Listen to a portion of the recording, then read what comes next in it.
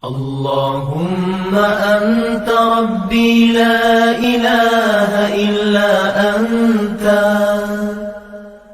خلقتني وأنا عبدك وأنا على عهدك ووعدك ما استطعت أعوذ بك من شر ما صنعت أبوء لك بنعمتك علي وأبوء بذنبي فاغفر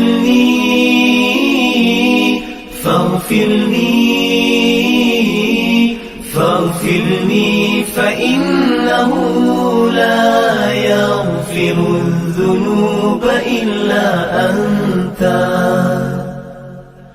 Ya Allah, Engkau Tuhanku, tiada Tuhan selain Engkau. Engkau ciptakan aku dan aku hamba-Mu, dan aku berada dalam janji-Mu menurut kemampuanku. Aku berlindung denganmu daripada kejahatan yang kulakukan. Aku sedari nikmat-Mu kepadaku, dan ku sedari akan dosa-dosaku. Ampuni aku, ampuni aku,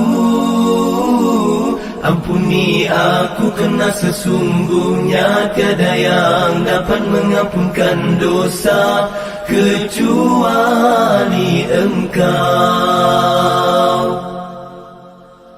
Allahumma anta rabbi la ilaha illa anta خلقتني وأنا عبدك وأنا على عهدك ووعدك ما استطعت أعوذ بك من شر ما صنعت أبوء لك بنعمتك علي وأبوء بذنبي فاغفر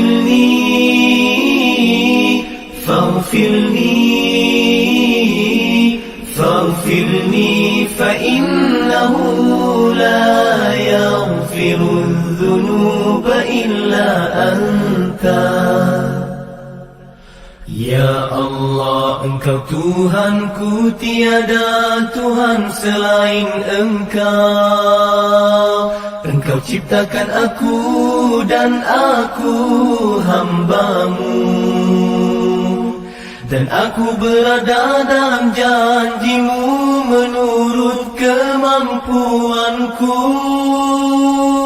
Aku berlindung denganmu daripada kejahatan yang kulakukan.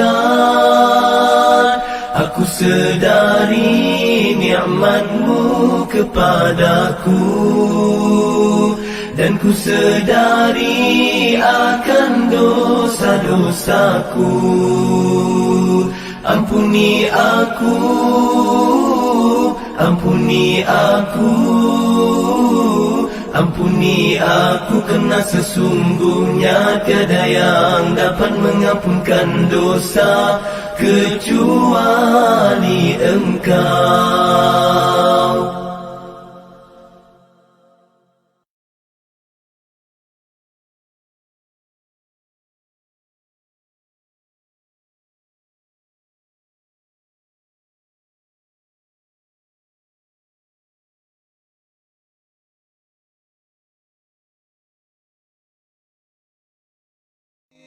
Subhanallah wa bihamdihi Subhanallahil azim Subhanallah wa bihamdihi Subhanallahil azim سبحان الله وبحمده سبحان الله العظيم سبحان الله وبحمده سبحان الله العظيم سبحان الله وبحمده سبحان من الشيطان الرجيم.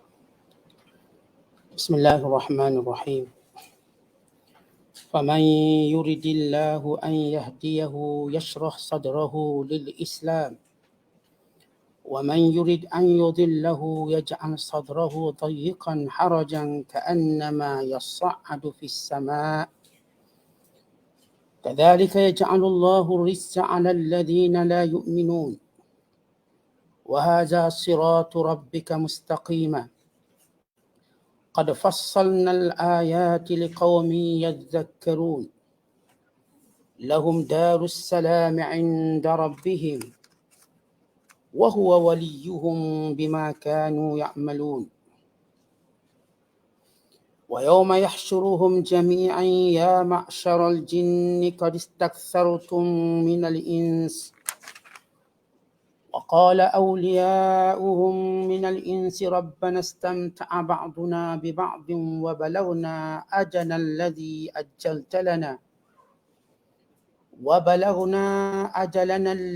أجلت لنا قال النار مثواكم خالدين فيها إلا ما شاء الله إن ربك حكيم عليم وكذلك نولي بعض الظالمين بعضا بما كانوا يكسبون يا معشر الجن والإنس ألم يأتكم رسل منكم يقصون عليكم آياتي وينذرونكم لقاء يومكم هذا قالوا شهدنا على أنفسنا وغرتهم الحياة الدنيا وشهدوا على أنفسهم أنهم كانوا كافرين ذلك أن لم يكن ربك مهلك القرى بظلم وأهلها غافلون ولكل درجات مما عملوا وما ربك بغافل عما يعملون صدق الله العظيم. Maka sesiapa yang Allah kehendaki untuk memberi hidayah petunjuk kepadanya, nescaya ia melapangkan dadanya, membuka hatinya untuk menerima Islam. Dan sesiapa yang Allah kehendaki untuk menyesatkannya, nescaya ia menjadikan dadanya sesempit-sempitnya, seolah-olah ia sedang mendaki naik ke langit dengan susah payahnya. Demikianlah Allah menimpakan azab kepada orang-orang yang tidak beriman. Dan inilah jalan Tuhanmu, yakni agama Islam yang betul lurus. Sungguhnya kami telah menjelaskan ayat-ayat keterangan kami satu persatu bagi kaum yang mau beringat, yakni insaf. Bagi mereka lah syurga Darussalam, tempat tinggal yang aman sejahtera di sisi Tuhan mereka. Dan dialah penolong mereka disebabkan amal-amal yang baik yang mereka telah kerjakan. Dan ingatlah hari kiamat yang padanya Allah akan himpunkan mereka semua. Lalu berfirman, wahai sekalian jin, syaitan, sesungguhnya kamu telah banyak pengikut-pengikut dari manusia. Dan berkatalah pula pengikut-pengikut mereka dari golongan manusia, wahai Tuhan kami, sebahagian dari kami, yakni manusia, telah bersenang-senang mendapat kemudahan dengan sebahagian yang lain, yakni syaitan. Dan kami telah sampaikan kepada masa kami hari kiamat yang engkau telah tentukan bagi kami. Allah berfirman, nerakalah tempat kediaman kamu. Kekal kamu di dalamnya kecuali apa yang dikehendaki Allah. Sesungguhnya Tuhanmu, wahai Muhammad, maha bijaksana lagi maha mengetahui. Dan demikianlah kami jadikan sebahagian dari orang-orang yang zalim itu kawan rapat dengan sebahagian yang lain. disebabkan apa yang mereka telah usahakan dari perbuatan-perbuatan kufur dan maksiat itu. Wahai sekalian jin dan manusia, bukankah telah datang kepada kamu rasul-rasul dari kalangan kamu sendiri yang menyampaikan kepada kamu ayat-ayatku, yakni perintahku, dan yang memberikan amaran kepada kamu tentang pertemuan kamu dengan hari kiamat ini? Mereka menjawab, kami menjadi saksi, mengakui akan kesalahan diri kami sendiri, mendustakan rasul-rasul itu. Dan sebabnya ialah mereka telah diperdayakan oleh kemewahan hidup di dunia. Dan kerana itulah mereka menjadi saksi pada hari akhirat terhadap diri mereka sendiri. Sesungguhnya mereka adalah orang-orang yang mengingkari apa yang telah disampaikan oleh rasul-rasul itu. Yang demikian kedatangan rasul-rasul itu ialah kerana Tuhanmu tidak membinasakan negeri-negeri secara zalim sedang penduduknya leka lalai. Dan bagi tiap-tiap seseorang dari manusia atau jin, beberapa darjat tingkatan balasan disebabkan amal baik atau jahat yang mereka telah kerjakan. Dan ingatlah Tuhanmu tiadalah lalai dari apa yang mereka lakukan. Masih lagi dalam penafsiran Suratul An'am, surah yang ke-6 pada juzuk yang ke-8. Pada ayat 125 hingga ayat 132. Di mana ayat-ayat yang kita bacakan ini masih lagi menceritakan tentang bagaimana watak dan sifat orang kafir. Dan apakah tanda-tanda seorang itu tidak mendapat hidayah Allah? Dan apakah tanda-tanda seorang itu mendapat hidayah Allah? Kalau ayat sebelum ini kita telah menceritakan ketika mana Walid bin Mughirah yang berkata tidak akan beriman sehingga dia jadi rasul, dia jadi nabi, dan beralasankan kepada bahawa dia paling ramai anak dan paling berusia daripada Nabi Muhammad sallallahu alaihi wasallam. Maka Allah Taala telah menjawab, jawapan Allah, kamu tak layak. Kerana Allah akan memilih siapa yang dikehendaki, bukan mengikut kehendak kamu. Sebagaimana mereka tidak layak untuk melihat segala tanda-tanda kebesaran Allah yang mereka minta dan tuntut sebab ego mereka. Mereka minta melihat malaikat, mereka tak layak. Mereka minta supaya Quran diturunkan sekaligus daripada langit sehingga sampai ke tangan mereka, mereka tidak layak. Bila seorang meminta dek kerana sombong dan ego dan mempermain-main dan memperolokkan, mula-mula pada sangkaan mereka bahawa Nabi Muhammad sallallahu alaihi wasallam tak mampu. Tiba-tiba Allah menyatakan bukan tak mampu, kamu yang tak layak. Kalau seorang berkata, boleh tak saya nak jumpa dengan bos awak? Tak boleh. Kenapa tak boleh? Sebab awak tak layak. Bos saya tak akan buang masa jumpa awak. Sebab kalau kita lihat dalam hidup kita ini, memang ada orang kita tak boleh jumpa.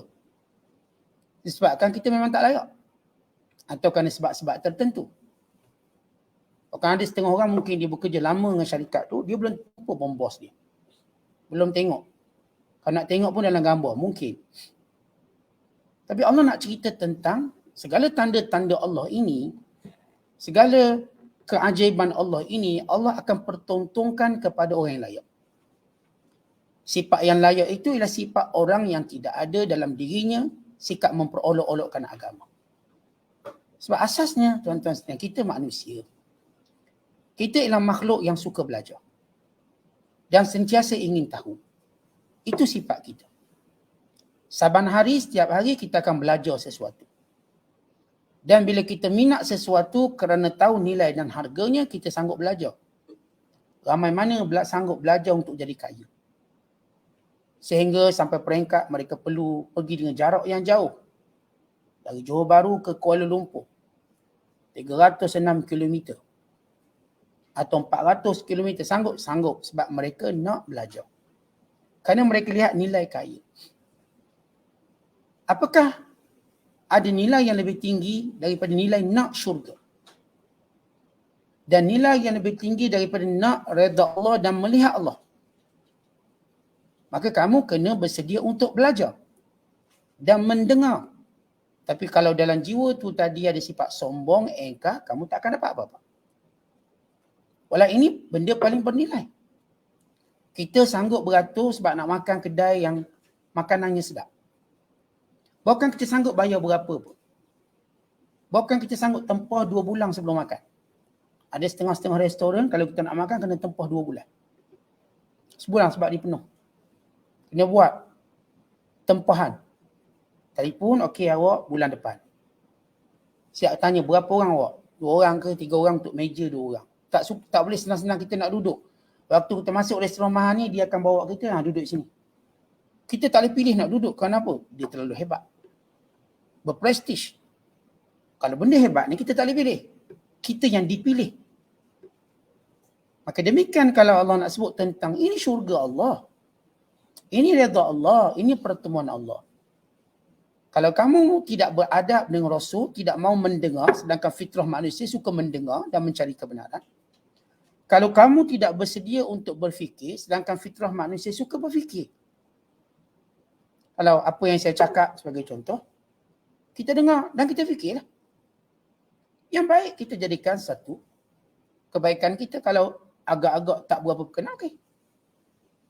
Dalam Islam, Al-Quran, semuanya baik. Sebagaimana Allah Ta'ala sebut dalam ayat sebelum ini, kamu tak layak nak jadi Nabi dan Rasul. Tak layak, jangan harap, jangan berangan. Demikian juga kamu tak layak beriman. Kalau sifat itu masih ada. Kan itu Allah menyebut, faman yuridillah, kalau Allah yang hendak, bukan kamu yang hendak. An yahdiyahu, untuk memberi petunjuk padanya. Yashrah sadrahu lil Islam, Allah akan lapangkan dadanya untuk menerima Islam. Wa man yurid, dan siapa yang Allah kehendaki, an yudhillahu, untuk menyesatkannya, yaj'al sadrahu, Allah jadikan dadanya, pernafasannya, tayyiqan, sempit, sesak nafas, harajan, sukar. Jadi sukar makin sesak nafas. Ka'annama, seumpama sesak nafas, yas'adu fis sama', sebagaimana mereka naik ke tempat yang tinggi. Kalau kita kaji, semakin kita berada pada tempat yang paling tinggi, oksigen makin kurang. Semakin tinggi. Yang naik gunung, sampai ke puncak gunung Everest, kena pakai oksigen. Yang naik fighter, pesawat perang, mesti wajib pakai oksigen. Kalau tidak, mereka akan kena dengan oksigen tak sampai ke otak, boleh gila. Mereka pakai untuk satu ketinggian tertentu. Bila sampai ke angkasa lepas, lagilah oksigen amat diperlukan. Bukan sekadar pada wajah je, pada seluruh badan. Allah menjelaskan orang kafir nak tahu macam mana rasa dia. Macam mana perasaan orang kafir waktu dia tidak diberi hidayah, macam orang sesak nafas. Kalau hari ni lagi senang nak faham, macam orang kena COVID tu, sesak nafas macam mana rasanya. Gambaran, Allah beri gambaran. Dia tak dapat pernafasan yang sempurna. Iman menjadikan seorang itu aman. Dan lihat daripada ayat ini, Allah menyebut, Allah yang pilih. Waktu musyrikin Mekah dan waktu orang kafir yang sewaktu dengannya berfikir, ya suka kami tak nak Islam. Mereka rasa bertuah kerana tak pilih Islam. Bukan mereka bertuah, mereka malang kerana tidak dipilih. Macam saya bagi contoh, kalau ada benda-benda yang hebat, kita rasa bertuah bila dipilih. Cabutan bertuah. Kenapa orang suka cabutan bertuah? Dia rasa dia dipilih. Yang suka main loteri, nombor ekor dan sebagainya, dia rasa dia dipilih. Oh, saya dipilih juara. Manusia, tuan-tuan, lebih suka dipilih berbanding memilih. Mana tuan-tuan suka? Memilih atau dipilih? Dipilih itu kita rasa kemuliaan kita.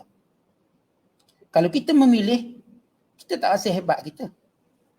Saya dipilih untuk belajar di luar negara. Oh, saya seronok. Berbanding saya nak pergi belajar luar negara. Saya ni orang offer. Saya orang offer. Universiti offer saya. Untuk buat first degree, second degree, third degree. Sampai doktor falsafah. Maka kalau saya cerita ke orang, saya dapat surat offer. Saya dapat tawaran. Maka kita rasa seronok. Saya dapat beasiswa. Berbanding kita yang pinjam duit. Saya belajar pinjam duit.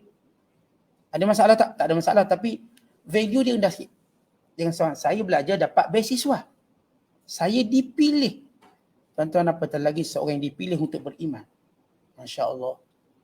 Kerana dipilih beriman, berarti dipilih untuk jadi ahli syurga. Berarti dipilih untuk melihat Allah. Sebab itu ketika mana orang musyrikin Mekah, orang-orang penyebar berhala, orang kafir, bukan supaya kita faham dalam metod dakwah kita, kita cuma menyampaikan dakwah, bila Allah tak nak pilih itu urusan Allah. Tapi kita akan menyampaikannya.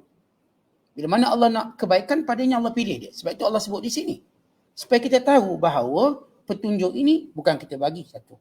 Yang kedua, bukan mereka nak atau tolak. Yang ketiga, Allah yang berikan. Dan bila Allah beri apa yang Allah langsungkan pada dia, yashrah sadrahu lil Islam, Allah lapangkan dadanya untuk menerima Islam. Sebut dalam hadis, di mana Rasulullah sallallahu alaihi wasallam bersabda, ketika mana para sahabat bertanya, ya Rasulullah, apa maksud ayat ni? Faman yuridillah an yahdiyahu yashrah sadrahu lil Islam. Siapa yang Allah inginkan kebaikan padanya, Allah lapangkan dadanya untuk Islam. Lalu sahabat kata, kaifa yashrahu sadrahu ya Rasulullah? Macam mana Allah lapangkan dada dia sampai dia boleh terima Islam? Maka jawab Nabi sallallahu alaihi wasallam, nurun yukhdafu fi fayansharahu lahu wa yanfasah. Iaitu satu cahaya yang Allah campak dalam diri dia. Fayansharahu lahu, lalu dia pun jadi lapang, wa yanfasah, dan menjadi semakin luas. Tuan-tuan, kita rasa macam luas. Lapang dada kita. Tuan-tuan, sesudah kita buat satu kerja yang jadi tekanan, lepas tu rasa apa? Lepas kita lapar, lepas tu kita makan, lapang. Lepas kita tengok anak kita berempas pulas kemudian dapat masuk universiti, lapang. Lepas kita meniaga kemudian dapat untung, lapang. Selepas kita buat satu kerja kemudian orang pun appreciate kita, orang beri penghargaan, lapang dada kita, senyum kita. Maka lebih hebat lagi bila seorang mendapat cahaya Allah, lapang dada dia. Lalu sahabat tanya, ya Rasulullah, macam mana kami nak kenal orang yang lapang dada? Sebab kalau tengok muka je, mungkin boleh berlakon.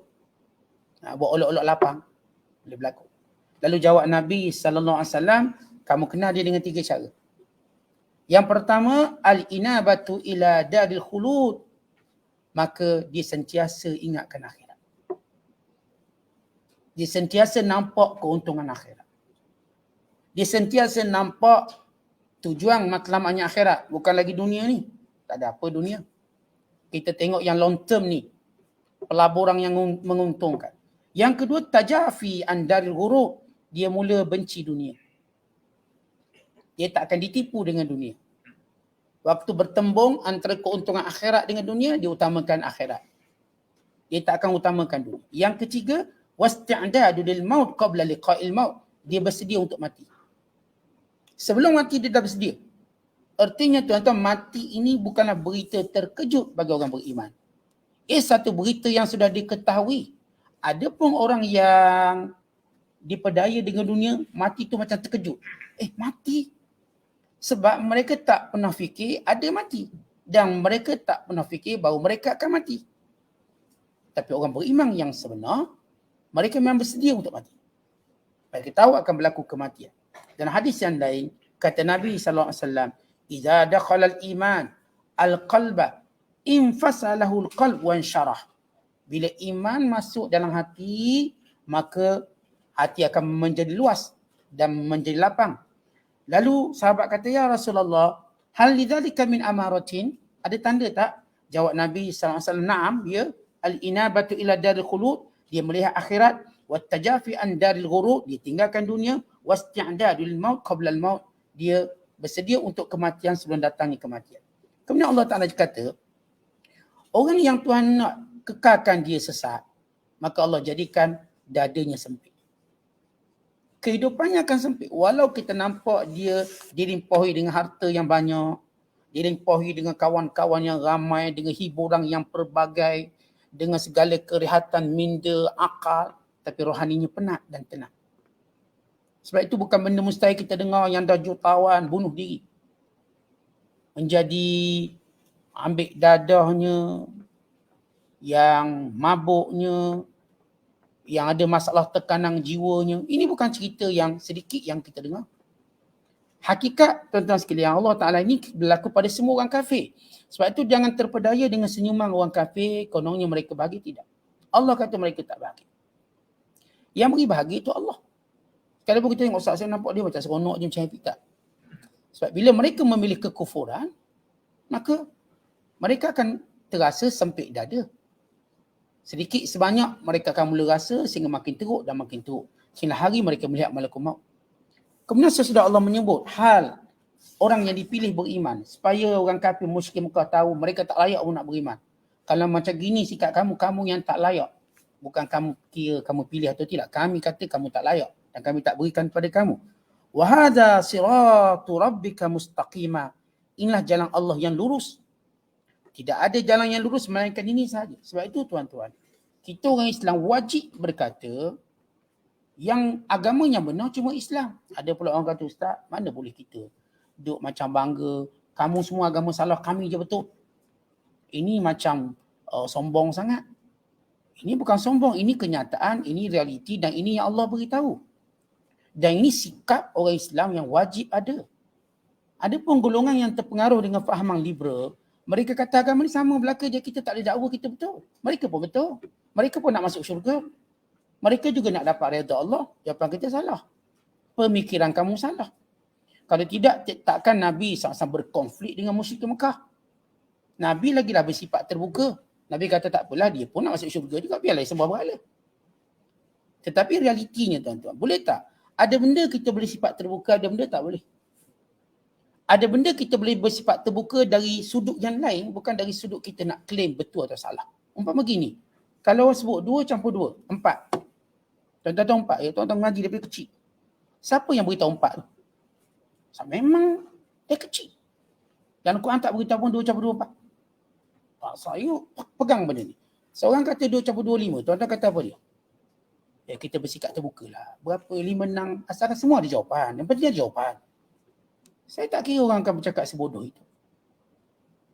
Dan kalau saya ada anak, hantar ke sekolah, cikgu tu ajar 2 campur 2, 5. Lalu cikgu kata, cikgu kata pada saya, Pakcik, panggil Pakcik, abang lah, muda sikit. Bang, kita kena bersikap terbuka bang. Mungkin abang dulu belajar 2 campur 2, 4. Tapi sekolah kami ni, kami perbagaikan jawapan. 2 campur 2, 6. Tengok cikgu lah yang ajar tu. Kami bersikap terbuka. Saya kata, ini bukan terbuka. Ini terbahalu anak saya ni.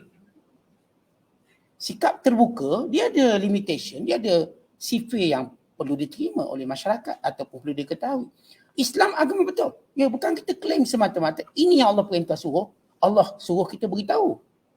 Dan ini sebab Allah hantar Nabi-Nabi dan Rasul suruh beritahu. Islam je betul, agama lain salah. Tapi bukan bermaksud bila kita sebut salah, kita pukul dia, belasah, tak. Di situ ada keterbukaan dari sudut apa? Kita tak paksa dia beragama. Tetapi kita menegaskan Islam agama benar. Yang kamu pilih itu salah. Bukan keterbukaan itu untuk kita kata agama Allah betul juga, tak apa.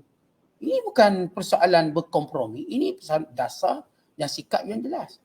Saya katakan tuan-tuan takkan terima kalau seorang cikgu ajar matematik yang salah. Walau ilmu matematik itu tak sampai akhirat pun. Tuan-tuan masuk khabar baik tu. Apalah kementerian ada cikgu macam ni. 2 campur 2 dia kata 5. Padahal cikgu ni PhD ni. Kita tetap lawan dia. Walaupun kita tadika pun tak lepas. Gagal temuduga tadika. Zaman kita kecil dulu. Tapi ini kaedah yang maklum. 2 campur 2, 4. Yang cikgu ni yang ngaku dah ada PhD, tiba-tiba kata 5. Apa cerita ni? Kita suruh pecat. Kalau boleh, menteri yang berkenaan juga letak jawatan. Menteri berkenaan suruh letak jawatan. Zaman sekarang jangan. Yang salah bawah ke menteri-menteri kena letak jawatan. Dan kalau boleh yang lantik menteri pun letak jawatan. Sultan pun nak suruh letak jawatan. Dia punya over sangat. Tuan-tuan, ini kita katakan, kalau manusia, macam tu, dia boleh pertahan benda yang saya kata tak ke mana pun benda tu. Kalau ada orang kata, okey, di mana kedudukan peta Amerika? Kita kata Amerika ni, dia bawah Sierra Leone dekat Afrika. Awak ni belajar geografi ke tak? Tak, saya nak sebut. Kita kena terbuka untuk jawab apa pun. Takkan ada orang boleh terima. Kalau itu ilmu dunia, dia cuma berakhir di dunia. Tapi kita tetap kata salah dan salah kita tak boleh terima. Apatah lagi persoalan akhirat yang Allah dah sebut dalam Quran. Wa hadza siratu rabbika mustaqimah. Ini sahaja jalan Allah yang lurus. Buddha, Hindu, semua kafir salah. Tapi waktu kita kata mereka salah, bukan maksud kita pukul mereka, belasah mereka, dan bukan maksud kita paksa mereka masuk Islam. Ya, la ikrah fid din. Ya, waktu itu tatbik ayat lakum dinukum waliyadin, bagi kamu agama kamu, bagi aku agama aku. Tapi bukan maksud kita kata dia tu betul. Saya tetap kata dia salah. Saya tak akan kompromi hal itu. Saya tetap kata Islam dia betul. Ini akidah. Siapa yang kata selain pada itu, dia kafir dan murtad. Sebab ini bukan kita yang cakap. Ini Allah yang sebut. Dalam banyak ayat. Bukan satu ayat, bukan dua ayat. Puluhan ayat. Ayat Quran ni satu je yang dah keluar dari Islam. Ini wahyu Allah. Tak ada kompromi. Kalau tidak Nabi berkompromi dengan ramai orang yang dah baik dengan Rasulullah. Tak lawan Nabi pun. Dan dia memilih kafir. Nabi tak kata kamu dalam neraka. Nabi akan kata dalam neraka. Ini kufur. Kalau tidak, tuan-tuan, kita dah terima mana-mana orang kafir baik dengan kita tanam kat kubur kita. Kita tak akan terima. Mana-mana orang kafir baik, kita consider lah untuk solat jenazah untuk dia. Sebab dia baik sah. Okey, dengan orang Islam. Dia cuma tak masuk Islam dia, kita bolehlah solat jenazah untuk dia. Why not? Kita bersifat terbuka. Dia pun berhak untuk dapat doa. Allah haramkan kita mohon ampun untuk orang kafir. Walau dia baik dengan kita. Sebagaimana Allah haramkan kepada Ibrahim AS mohon ampun untuk ayahnya. Ya, pada permulaannya, dia mohon ampun. Kerana Allah tidak larang. Sehingga kemudian Allah larang. Tak boleh. Mana-mana orang beriman memohon ampun untuk orang kafir. Tempat mereka dalam neraka Allah sebut. Lahum darussalam inda rabbihim. Bagi orang yang beriman, bagi mereka negeri assalam yang selamat, yakni syurga. Perkataan assalam arti selamat mereka daripada segala benda yang mereka bimbang, yang mereka takut. Selamat mereka daripada segala kekurangan, daripada segala perkara yang memenatkan. Dan syurga yang tak ada mengantuk, tak ada tidur, tak ada berak, tak ada kencing, tak ada tua, tak ada sakit, tak ada mati, tak ada permusuhan, tak ada dengki. Nikmat dan nikmat yang sentiasa bertambah.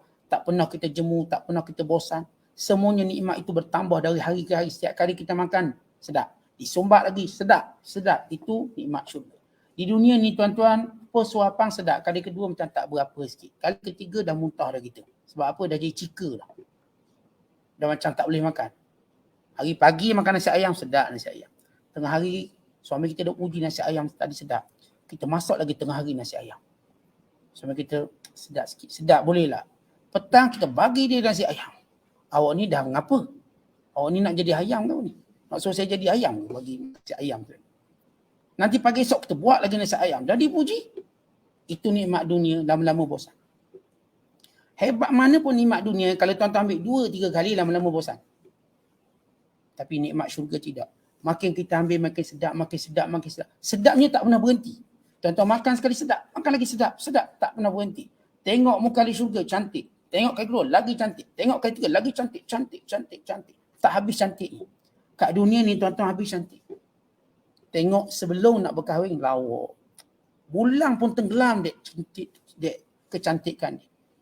Macam perempuan yang kita berkenan ni, dia macam ada ilmu magic tuan-tuan. Kita tengok dia, orang lain jadi hilang. Hai. Tanya awak ni ada ilmu magic ke apa? Kenapa? Sebab bila saya tengok awak, saya tak nampak orang lain. Orang lain disappear, hilang. Lepas bertunang, tengok lawa. Tapi awak punya kawan sebelah pun lawa juga. Nak buat hal lah tu. Lepas kahwin, dah solek hari tu. Sebab hari tu je solek. Seumur hidup. Sampai ke mati tak pernah solek.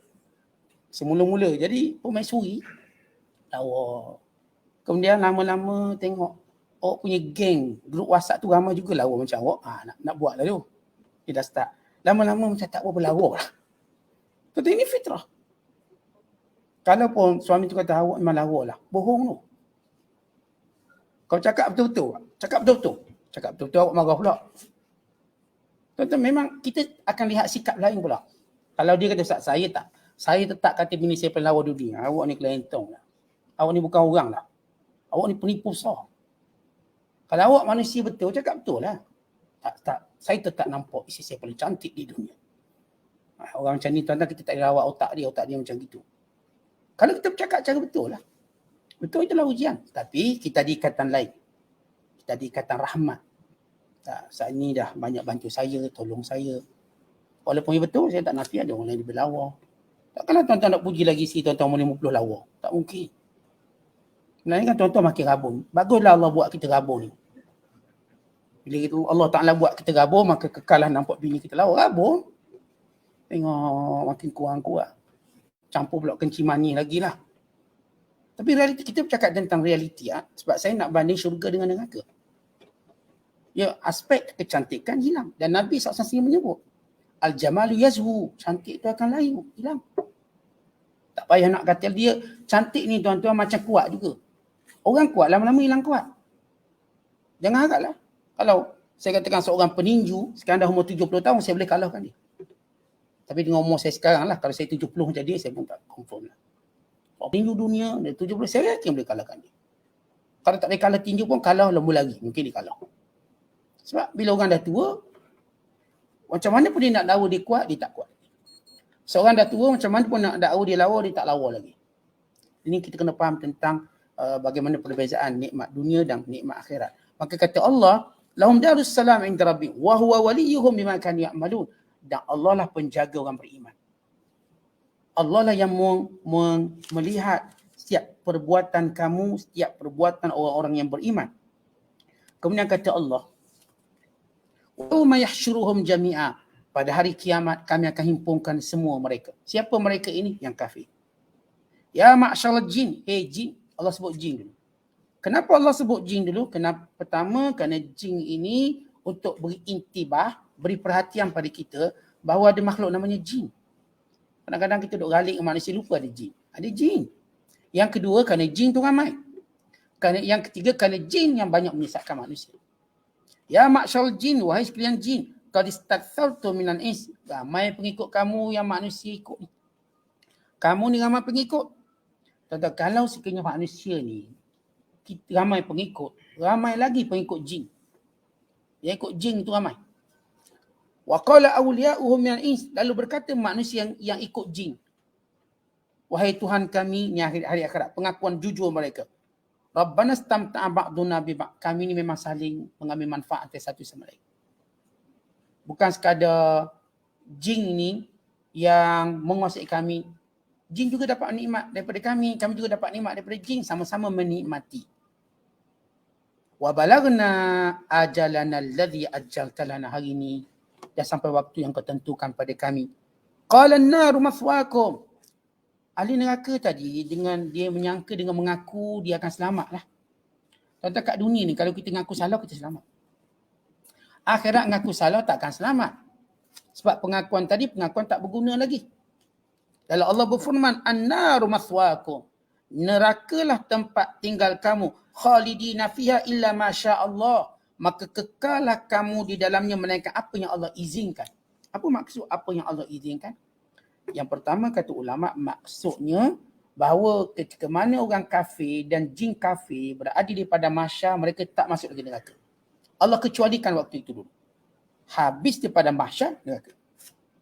Yang kedua maksudnya ialah mereka tak tahan panas. Lalu mereka meminta dari Allah supaya sejuk. Lalu Allah pindahkan mereka ke neraka sejuk. Bila dipindahkan ke neraka yang sejuk, lalu mereka tak tahan pula sejuk. Mereka kata, ya Allah, kembalikan kami kepada neraka yang panas. Lalu mereka dikembalikan semula ke neraka yang panas. Dan pendapat yang ketiga maksud illa ma syaa Allah, bahawa Allah berkata kepada manusia dan jin ini, masuklah kamu dalam neraka, melainkan apa yang Allah kecualikan, yakni orang-orang yang beriman. Mereka dikecualikan tak? Orang beriman akan stay untuk masuk syurga. Tuan-tuan, masuk syurga dulu ke masuk neraka dulu manusia? Allah akan hukum dulu ahli neraka masuk neraka. Kemudian barulah ahli syurga yang akan masuk syurga. Kenapa begitu? Kerana di kalangan orang yang beriman ini ada yang jahat, ada yang fajir, dan ada yang munafik. Waktu itu mereka rasa, oh selamatlah saya Islam dulu, yang kafir dah masuk, saya macam tak masuk. Akhirnya mereka masuk juga rupanya. Khususnya orang munafik. Kan dahulu mereka mempermainkan Allah dengan berkata, kalau depan orang kita tunjuk iman, belakang kita akan pura-pura, kita akan tunjuk kufur kita. Maka Allah juga perolok-olokkan mereka sehingga mereka sangka mereka tak akan masuk neraka. Sebab yang kafir semua dah masuk. Oh, mereka kata okey, kami okey. Dan sekali mereka mula jatuh satu persatu pada waktu-waktu tertentu. Waktu melintasi sirat, jatuh. Maka demikian, bila Allah menyebut illa masya Allah, melainkan apa yang Allah izin, apa yang Allah kecualikan. Inna rabbaka hakimun alim. Sesungguhnya Allah maha bijaksana. Alim, maha mengetahui. Baik, Allah tak nak beritahu dalam memilih orang beriman kerana kebijaksanaan Allah. Dan Allah jadikan juga orang beriman dengan pengetahuan Allah Subhanahu Wa Taala, Allah pelihara mereka. Allah jaga mereka. Dan orang kafir dengan segala pembohongan dan penipuan mereka, Allah Ta'ala tahu. Penipuan-penipuan mereka yang mereka cuba beri alasan macam-macam. Kononnya kami tak beriman sebab tu, sebab ni, Allah mengetahui apa sebenarnya penyebab mereka tidak mau beriman. Wallahu a'lam. Assalamualaikum warahmatullahi wabarakatuh.